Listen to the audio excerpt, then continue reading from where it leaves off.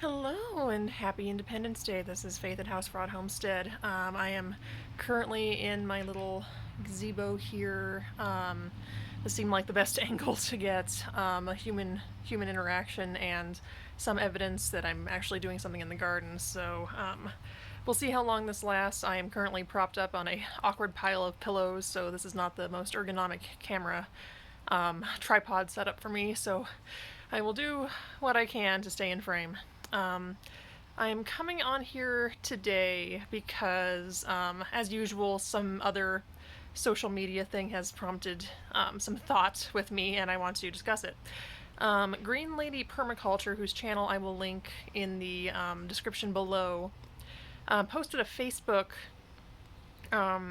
conversation to the effect of, well, for her, it was boycotting Independence Day as the U.S. has traditionally celebrated it, and no judgment if that is also your motivation. But for her, she's celebrating a different kind of independence in evaluating the ways in which she's less reliant on the system and the things that she'd like to be doing differently.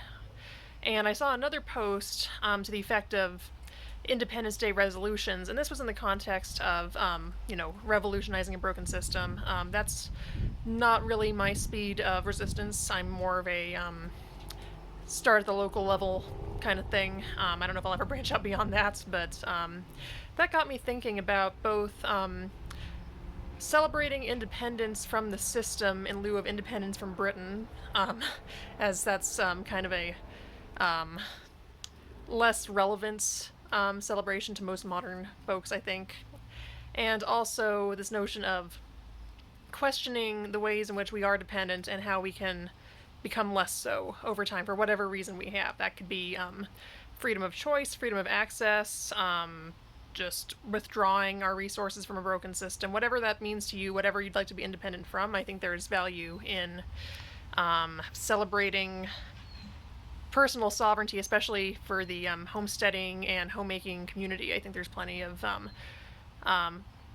things to celebrate, things to be thankful for, and things to resolve to do better going forward. So in that vein, I've been taking inventory of the ways in which we've become more independent from the system in the last year and where we'd like to go from here. And I figured that could be a little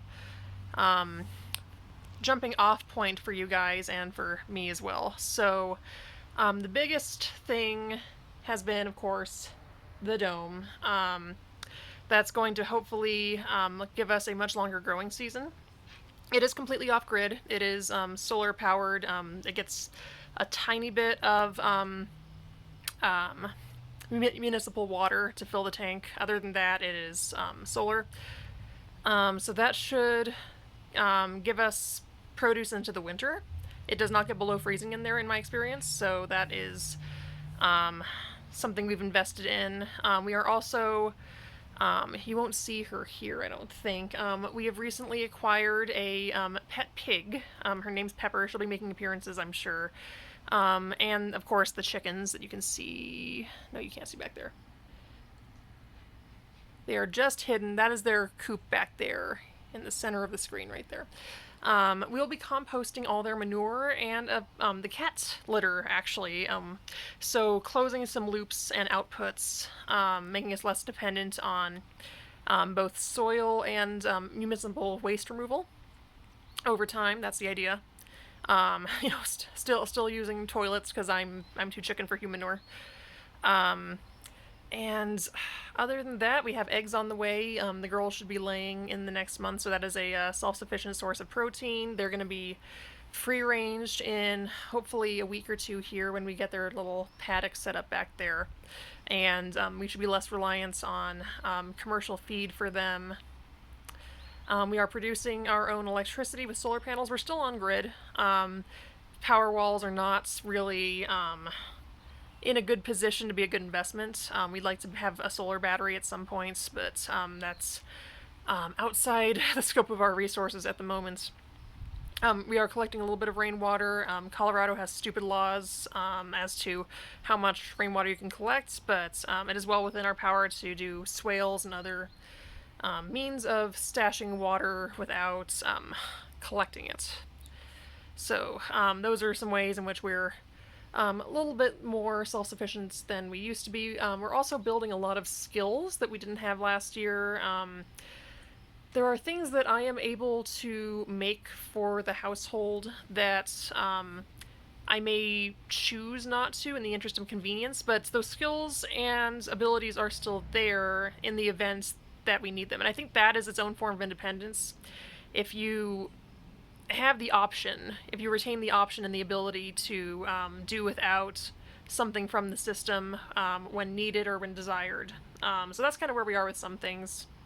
I'm not completely analog. I'm most likely not going to be until I'm not working a day job.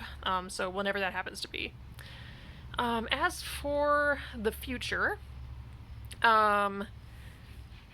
this is something I'll probably make a video about soon once I test out the method. I would like to establish a completely system-independent form of, not establish, but adopt a completely system-independent form of contraception and birth control, which is, the resources are there, and they're pretty effective. I'll do a video on that at some point, but I think it's becoming more important to decouple reproductive health from the system.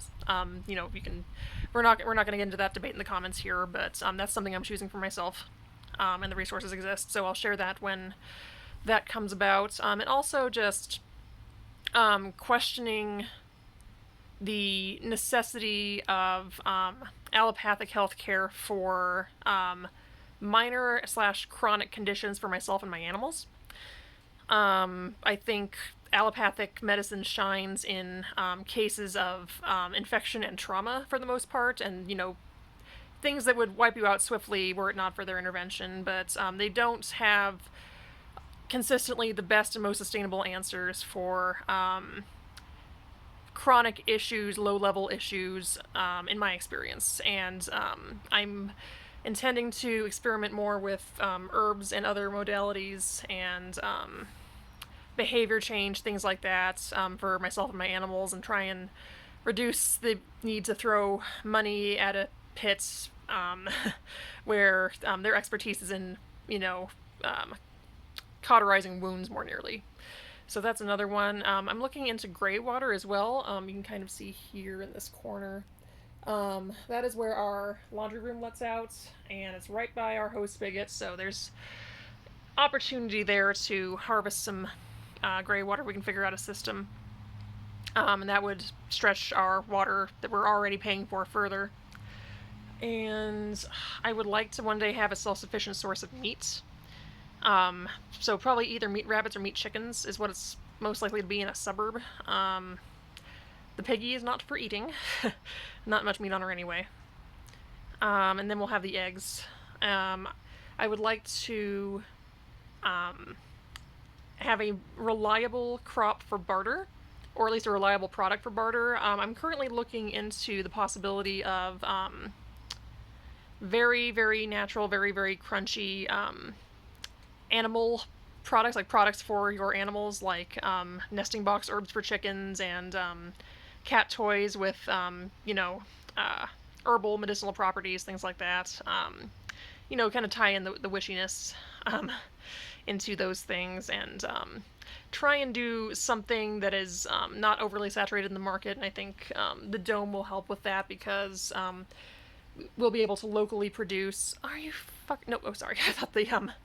I thought my recording had stopped, so apologies there. But that should give us access to crops that don't grow natively or perennially here, and still have them be locally sourced. So, yeah, that's a lot of it. But the main goal here is to build this place up to a point where it's pretty closed circle, pretty closed loop. It's functioning without a lot of human inputs and without a lot of overhead, producing more than it consumes, and then on that fine day, we might get to just, you know, sit around and exist out here. I have this patio set up, and the time I get to spend out here right now is a little bit lacking, because we're very much in the initial setup stages of getting infrastructure in and getting seeds planted and getting things built up and they're not quite yielding yet. So it's an exercise in patience.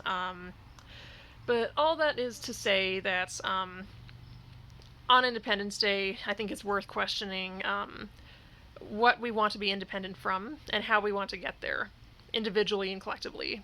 So for me, it is independence from an extractive, exploitive system that does not have the individual's best interests in mind, and is would like to homogenize us in the spirit of efficiency. So that's the goal. That's my goal.